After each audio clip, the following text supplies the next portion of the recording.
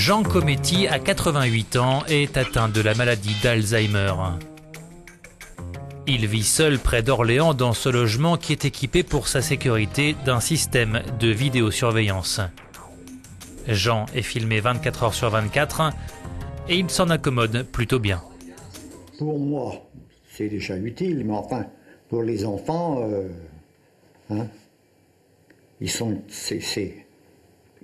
savent s'il arrive quelque chose.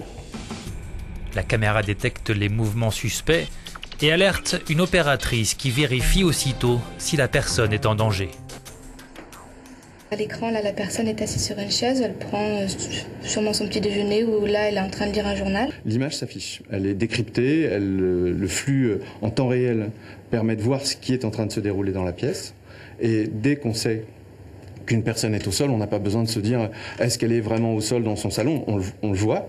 Donc on a une capacité du coup d'intervention hyper rapide. Vous avez une deuxième caméra qui elle est dans le couloir, elle est ici. C'est Dominique, la fille de Jean, qui a eu l'idée de faire installer ce système de vidéosurveillance qui revient moins cher qu'une chambre dans un établissement spécialisé. Dominique habite à plusieurs kilomètres de chez son père. Grâce à ce dispositif, elle peut continuer à travailler en toute tranquillité.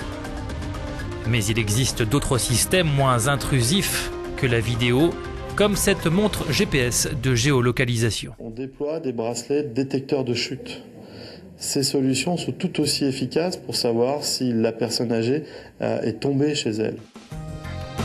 Mais les dispositifs actuels ont tous une faille, ils reposent en effet entièrement sur Internet et en cas de panne, tout s'arrête.